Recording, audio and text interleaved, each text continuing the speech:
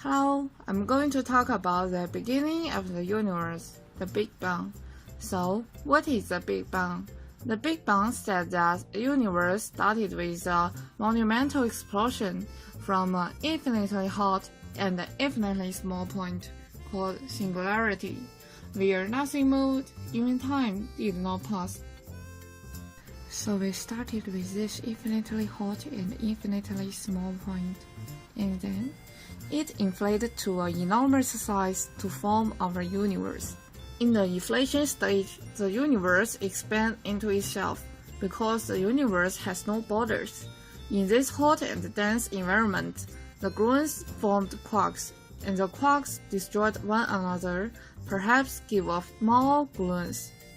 And maybe somewhere around this time, matter annihilated antimatter. And today, we left with nearly no antimatter at all. And then quarks formed hadron. After this, it is cold enough for neutron to decay into proton. And protons and neutrons are bound into a primordial atomic nuclei, hydrogen and helium. The energy density of matter dominates both radiation density and dark energy, resulting in the decelerated matrix expansion of space. The dark age is the time between recombination and the formation of the first stars.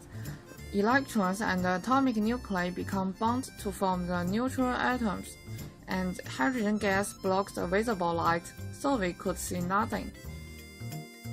When the hydrogen gas clumped together, the gravity gave large pressure. Millions of years later, stars and galaxies started to form. At this time, visible light was allowed to pass, and we see what we see today. And here comes a question: why Big Bang theory is reasonable? Edwin Hubble concluded from the analysis of galactic redshifts that galaxies are drifting apart, means our universe is expanding. The cosmic microwave background radiation was discovered, which was a crucial evidence in favor of the Big Bang model, since that the Big Bang predicted the existence of the background radiation throughout the universe before it was discovered. The general consistency with the abundances of the primordial element predicted by the Big Bang nucleosynthesis is strong evidence for the Big Bang. The detailed observation of the mythology and the distribution of the galaxies and quasars are in agreement with the current state of the Big Bang theory. The last evidence is that since the primordial gas cloud contains no elements heavier than the hydrogen and deuterium, they likely formed in the first few minutes after the Big Bang. This brings to the end of my explanation. However, there's still a lot of mysteries about the Big Bang or about the beginning of the universe.